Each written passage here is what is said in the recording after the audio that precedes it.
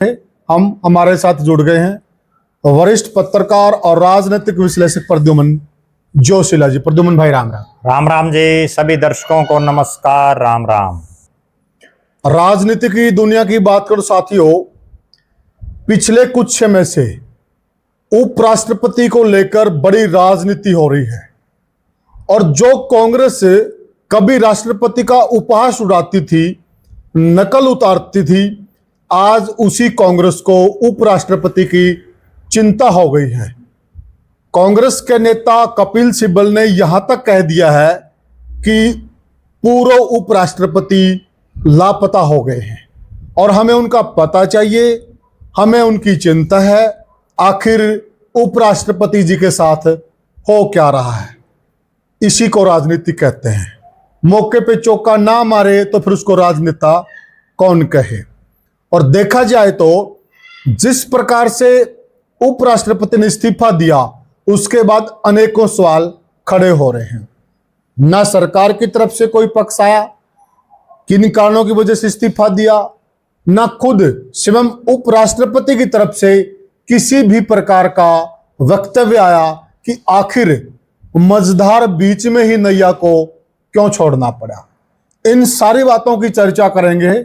हम हमारे साथ जुड़ गए हैं वरिष्ठ पत्रकार और राजनीतिक विश्लेषक प्रद्युमन जोशीला जी। प्रद्युमन भाई राम राम। राम राम जी। सभी दर्शकों को नमस्कार। राम राम। प्रद्युमन भाई, अगर हम ज्यादा पीछे जाने की जरूरत नहीं है जी, थोड़ा सा पीछे चले जाएं, उस वक्त जो आज के पूर्व राष्ट्रपति हैं जी, जिनको लेकर कांग्रेस को बड़ी चिंताएं हो गई हैं जी, और कई नेताओं के तो चेहरे इस प्रकार से उदास हैं, शायद उनको रोटी भी स्वाद नहीं लग रही होगी जी, यही नेता लोग इसी उपराष्ट्रपति को लेकर बहुत बड़ी बड़ी बयानबाजी कर रहे थे जी, नकल उतार रहे थे और आज उनको चिंता है। लेकिन ये तो बात हुई अलग, लेकिन सच्चाई में देखा जाए तो जिस प्रकार से उनका इस्तीफा हुआ उसको लेकर संदेह तो अवश्य है जी। क्या कहेंगे आप? देखो, पहली बात तो ये है कि राजनीति में कोई स्थायी दोस्त और कोई स्थायी दुश्मन नहीं होता। बिल्कुल। यहाँ समय और हालात और परिस्थितियों के हिसाब से राजनेता फैसला लेते रहते हैं जी। एक आदमी सुबह किसी पार्टी के गुणगान गाता है, दोपहर तक दूसरी पार्टी का जब पटका गले में पहन लेता है तो वो फिर पहली पार्टी को गाली देता है, राजनीतिक गालियां देता है और दूसरी पार्टी के गुणगान करता है। और राजनीतिक व्यक्ति तो सुबह किसी को पिता तुल्य बताता है और दोपहर बाद किसी को बता देता है और शाम होते होते किसी को अपना माई बाप बना लेता है। बहुत नेता ऐसे हैं, या तो दादा भी बन गए हैं। बिल्कुल। तो अब जो हालात हैं ताजा तरीन, पहली बार हिंदुस्तान के इतिहास में ऐसा घटनाक्रम हुआ जब देश के उपराष्ट्रपति ने अपने पद से इस्तीफा दे दिया और उसके बाद इस्तीफा देने के बाद भले ही उन्होंने उसमें स्वास्थ्य कारण लिखे हों, लेकिन आज तक इतना लंबा समय बीत जाने के बाद ना तो बीजेपी के बड़े बड़े नेता जो बाल की खाल तक निकाल लेते हैं, बिल्कुल, वो नेता कोई बयान दे रहे कि आखिर किस कारण जगदीप धनखड़ ने इस्तीफा दिया, ना जगदीप धनखड़ बता पा रहे कि अब वो कहाँ हैं। और सबसे बड़ी और सबसे गंभीर बात कि जगदीप धनखड़ ने जिस बात का हवाला देकर के इस्तीफा दिया कि उनका स्वास्थ्य सही नहीं है, तो अब उनका स्वास्थ्य सही है या नहीं है ये भी पता चलना चाहिए देश को। ये भी एक बहुत बड़ी चिंता का विषय है। सही कहा आपने। और अगली बड़ी बात यह है कि देश का उपराष्ट्रपति जो रह गया है तो उसको सरकारी बंगला भी अलॉट होना है पूर्व उपराष्ट्रपति के लिहाज से।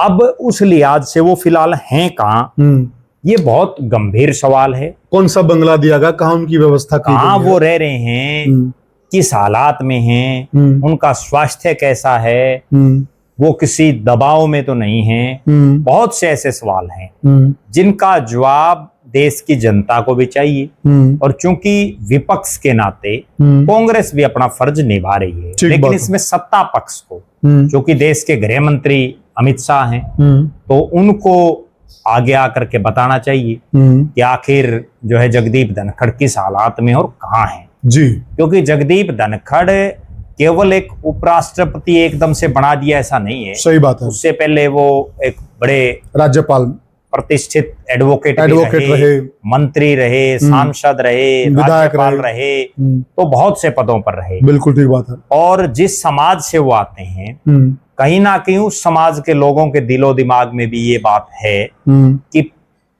एक महीने के अंदर ही 2 ऐसे घटनाक्रम हुए जिनमें एकाएक उस समाज के 2 बड़े चेहरे राजनीति में, जगदीप धनखड़ का इस्तीफा और उसके बाद सत्यपाल मलिक का निधन, तो कहीं ना कहीं बड़ा लॉस समाज के लोग भी ये जानना चाह रहे हैं कि आखिर हो क्या रहा है। और सत्यपाल मलिक के निधन के बाद जिस ढंग से उनको जो एक राजकीय सम्मान मिलना चाहिए था, 4 राज्यों के वो गवर्नर रहे, बिल्कुल, और वो ना मिलने का भी कहीं ना कहीं लोगों में रोष है। बिल्कुल। और चाहे वो राजस्थान के लोग हों, हरियाणा के हों, पंजाब के हों, दिल्ली के हों, उत्तर प्रदेश के हों, तो जो किसान बाहुल्य जो लोग हैं, वो कहीं ना कहीं ये सोच रहे हैं कि जगदीप धनखड़ को या तो खुद आकर के अपनी बात रखनी चाहिए, क्योंकि जब पहले भी वो बड़े एक्टिव उपराष्ट्रपति रहे हैं। एक और देखिए ना प्रद्युमन भाई, जो अगर हमें उनका पूरा कार्यकाल देखें जी, जो राज्यपाल होते हैं जी, अधिकतर अगर राज्यपालों की आप कार्यशैली देखेंगे, राज्यपाल ना मतलब पर्दे के पीछे रह के काम करते हैं जी, ना ज्यादा मीडिया से रूबरू होते हैं, ना ज्यादा लोगों से रूबरू होते हैं। जगदीप धनखड़ जी ऐसे राज्यपाल थे, वो लगातार तो मीडिया से रूबरू होते थे। जब वो बंगाल के राज्यपाल थे, लगातार अपनी बात रखते थे, पब्लिक में भी जाते थे। वो मतलब इस प्रकार का जो आदमी है, जिनका नेचर इस प्रकार का है, और अभी एकाएक वो बिल्कुल पर्दे से गायब हो गया है, तो सवाल तो बड़ा है, इसमें कोई दो राय नहीं, बिल्कुल बहुत बड़ा सवाल है। और जगदीप धनखड़ राज्यपाल रहे हों या उसके बाद उपराष्ट्रपति रहे हों, वो लगातार चर्चाओं में रहे, लगातार एक्टिव भी रहे, अलग अलग इलाकों में वो घूमते रहे। वरना उससे पहले देश में बहुत से ऐसे उपराष्ट्रपति भी बने हैं जिनकी लोग आज चर्चा नहीं करते। बिल्कुल ठीक बात, ठीक है ना। लेकिन उनके इस्तीफे के बाद लगातार वो चर्चाओं में है।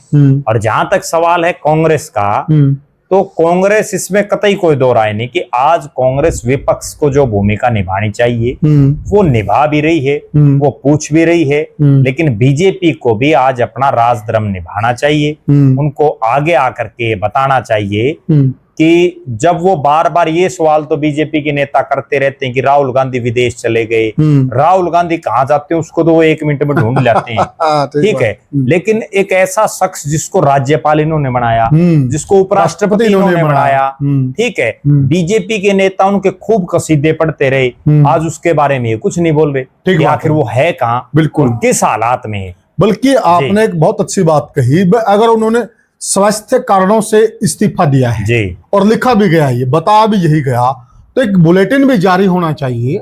आखिर वो देश के उपराष्ट्रपति रहे हैं, बहुत बड़े किसान वर्ग से वो आते हैं, तो उनके लिए एक बुलेटिन भी जारी होना चाहिए, स्वास्थ्य बुलेटिन, कि आखिर अभी उनका स्वास्थ्य किस प्रकार का है। वो एडमिट है नहीं है, कहाँ वो रह रहे हैं फिलहाल, कई चीजें हैं।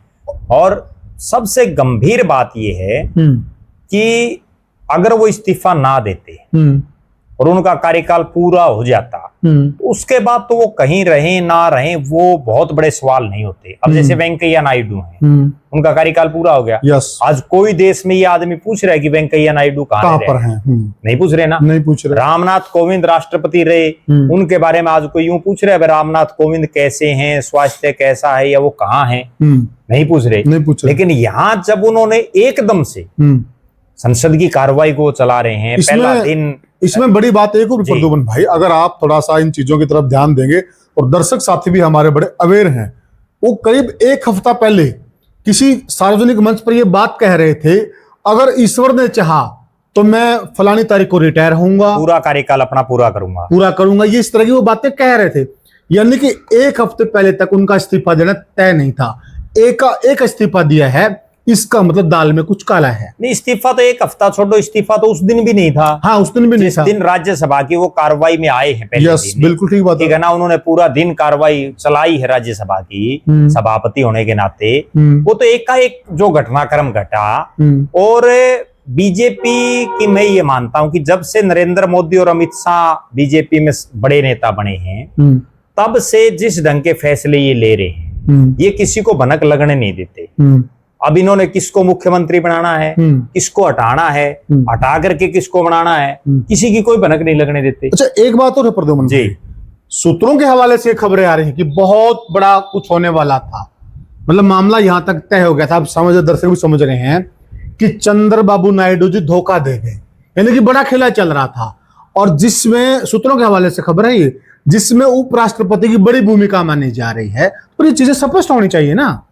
नहीं देखो, कोई आम आदमी अगर कोई मेंबर से भी इस्तीफा दे देना गांव में जी, उसका भी यूं पता चल जाता है कि भाई इसके दिक्कत क्या थी, किस वजह से इसने इस्तीफा दिया। सही बात है। और ये तो देश के दूसरे नंबर पर जो पद है राष्ट्रपति के बाद, नंबर 2 नागरिक, उस पद पर बैठे हुए शख्स, और जो खुद भी बड़े बेबाक हैं। अब समझ में नहीं आ रहा है कि वो किस दबाव में है, वो क्यों नहीं बोल पा रहे, ठीक है, या उनको बोलने नहीं दिया जा रहा, उनकी क्या मजबूरियां हैं, या उन्होंने क्या गलती कर रखी है। बात तो ये भी है, कई बार आदमी ने खुद ने कोई गलती ऐसी कर रखी हो जिसकी वजह से वो नहीं बोल रहा।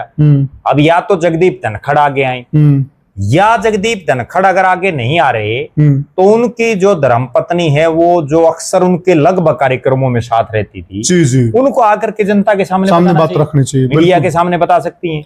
और एक बड़ा, अब कैसा स्वास्थ्य है, बड़ा चिंता कारण क्या हुआ प्रद्युमन भाई जी, जो सत्यपाल मलिक जी का संस्कार का कार्यक्रम था, और वहां पर सब लोगों की निगाहें लगी हुई थी कि भाई इस कार्यक्रम में जगदीप धनखड़ जी आएंगे, अगर वो नहीं आते तो उनकी धर्मपत्नी जी नहीं आएंगी। उसके बाद बड़े सवाल पैदा हुए हैं। उसके बाद तो मतलब कपिल सिब्बल ने तो यहां तक कह दिया कि हमें कोर्ट में भी जाना पड़ सकता है, पुलिस को भी हमें सूचना इतला करनी पड़ सकती है। तो बड़ी बात है ये, मतलब बात यहां तक आना, इसमें कतई कोई दो राय नहीं। जब जगदीप धनखड़ चौधरी ओम प्रकाश चौटाला के दाह संस्कार पर पहुंच सकते हैं, यस, ठीक है, जब जगदीप धनखड़ बहुत सैन्य कार्यक्रमों में खूब पहुंचे हैं वो, जी जी, जब जगदीप धनखड़ चौधरी भजनलाल के पोतों की शादी में आ सकते हैं, और वो तो दिल्ली से दूर कार्यक्रम थे, बिल्कुल, एक कार्यक्रम तेजा खेड़ा फार्म हाउस पर, एक कार्यक्रम आदमपुर जी, जबकि वो तो जहां दिल्ली में है, दिल्ली में ही वो उनका दाह संस्कार था। और सत्यपाल मलिक जो उनके साथ राज्यपाल भी रहे हैं, उसके बाद जब वो उपराष्ट्रपति बन गए तो भी वो राज्यपाल रहे हैं, ठीक बात है, ठीक है, एक ही समाज से आते हैं दोनों, दोनों ही किसानों की आवाज भी उठा रहे थे, बिल्कुल ठीक, दोनों ही जाट समाज की भी आवाजें उठा रहे थे, बिल्कुल। तो उनका ना आना अपने आप में बहुत सवाल खड़े कर रहा है। लेकिन घूम फिर करके वही बात है कि जब तक वो खुद आगे आकर के नहीं बताएंगे, या उनके पारिवारिक जन नहीं बताएंगे, या बीजेपी के ऑफिशियल जैसे जो गृह मंत्री हैं, कोई आधिकारिक प्रश्न है वो नहीं बताएगा सरकार का, तब तक सब चीजें जो है केवल कयास ही होंगे, बिल्कुल कयास हैं, कयास होंगे जी। आपके इंटरनल सूत्र क्या कहते हैं, क्या मतलब कोई भयंकर प्रेशर में है जगदीप धनखड़ जी? देखो, कोई ना कोई प्रेशर तो है ही, अगर कोई ना कोई बात ना हो तो इस्तीफा ही नहीं देते। कौन देता आज के दिन इस्तीफा? और फिर सामने ना आना। और फिर उसके बाद सबसे गंभीर बात यह है कि आदमी इस्तीफा दे देता है, कई बार परिस्थितियां बन जाती हैं, दबाव में भी आदमी दे देता है, कई बार धक्के से भी लिखवा लिया जाता है। बहुत बार ऐसी होती है कि उस पर इतना प्रेशर होता है कि धक्के साइन कर ले भाई, खाली कागज पे भी साइन करा लिए जाते हैं, ठीक बात है। लेकिन आदमी कभी ना कभी फूटता जरूर है कि भाई मैं इस दिक्कत में रहा हूं, और बहुत लोग फूटे भी हैं, लेकिन अब जगदीप धनखड़ कब बोलेंगे, ये सबसे बड़ा सवाल, सबसे बड़ा सवाल है जी। तो प्रद्युमन भाई, चर्चा हमने पहले भी की थी, क्या लगता है कि जगदीप धनखड़ ने इस्तीफे वाला रास्ता गलत चुना, उन्होंने अविश्वास प्रस्ताव वाला रास्ता चुनना चाहिए था? आपका देखो, मेरा तो ये मानना है कि इस्तीफा नहीं देना चाहिए, शहीद होना चाहिए था, नहीं देना चाहिए था इस्तीफा। अगर वो इस्तीफा ना देते और बीजेपी या नरेंद्र मोदी और अमित शाह अपने जो इसको उन्होंने उपराष्ट्रपति बनाया, जिसका नाम बीजेपी ने रखा, और उसी के खिलाफ जब वो उसको हटाने की तैयारी मोशन लेके आते, तो भारत में नहीं दुनिया भर में मोदी और अमित शाह की किरकिरी होती। लोग बोलते पक्ष को भी मौका मिलता, विपक्ष को भी मौका मिलता, और शायद उपराष्ट्रपति को भी अपना इमोशनल स्पीच देने का मौका मिलता, बिल्कुल, अपनी बात रख के जाते, बिल्कुल। और ये तो एक ऐसे उपराष्ट्रपति भी हो गए जिनकी जो है विदाई भी सही ढंग से नहीं हुई, जिस ढंग का जो अधिकार इनको है वो भी इनको नहीं मिला। यानी कि फिर वो कहावत से ही बैठती ना, 16 दूनी 8, मतलब बिल्कुल 16 दूनी 8 है और बराबर 8 है, बिल्कुल। तो वही चीज होगी, मतलब वो जाते जाते अपनी जाट बुद्धि का इस्तेमाल करके वो, जाट बुद्धि का इस्तेमाल करके, ठीक है ना, अगर इस्तीफा नहीं देते तो चर्चा में भी रहते, ठीक है। और हो सकता है, मेरा ये मानना है कि अगर जगदीप धनखड़ इस्तीफा ना देते, क्योंकि मोदी की जो पार्टी बीजेपी है उसके पास खुद का तो बहुमत है नहीं, वो चंद्रबाबू नायडू और नीतीश कुमार के सांसदों के सारे सरकार बनाए हुए हैं, बैसाखियों पर सरकार है। तो हो सकता है सरकार गिर भी जाती, तो ऐसे हालात भी बन जाते। यही पेच है प्रद्युमन भाई, बिल्कुल। क्योंकि एक और जो सूत्रों के हवाले से जानकारी आ रही है कि जो उन्होंने चंद्रबाबू नायडू पर भरोसा दिखाया था, अंतिम समय से लोग सूत्रों के हवाले से एक खबर है कि लीक भी उधर से हुई है जी, नायडू की तरफ से ये चीजें मतलब उधर से लीक हुई हैं कि आपके साथ कुछ गहरा हो रहा है, और इन्फॉर्मेशन आई, फिर उसकी मतलब कई सारी बातें हम अगली चर्चा में सरकार के पास हर चीज हर तरह के तंत्र होते हैं, इनपुट होते हैं, बिल्कुल। और इन्हीं और इनपुट अगर के आधार सरकार के पास इनपुट नहीं होंगे तो फिर सरकार किस चीज की है। बिल्कुल। तो साथियों, हमने चर्चा की कि जो देश के अभी अभी जो पूरे हुए हैं उपराष्ट्रपति जगदीप धनखड़ जी, जो बहुत बड़ा वर्ग, किसान वर्ग, उस वर्ग से आते हैं, और ये जो वर्ग है ये सामान्य वर्ग नहीं, ये मुखर और बेबाक वर्ग है। ये अपनी बात जो कहता डंके की चोट पर कहता है। आखिर अचानक यूं कोई चर्चा नहीं, कोई जिक्र नहीं, कोई गिला शिकवा नहीं, और उसके बाद कोई खबर नहीं है। आखिर हो क्या रहा है, आखिर दाल में काला क्या है? सारी बातों पर हमारे जो वरिष्ठ साथी हैं एक एक बात पर प्रकाश डाला। आप क्या मानते हैं हमें कमेंट सेक्शन में बताएं। वीडियो को ज्यादा से ज्यादा हाइप करें, चैनल को सब्सक्राइब करें। फिर मिलेंगे किसी और वीडियो में, तब तक के लिए राम राम।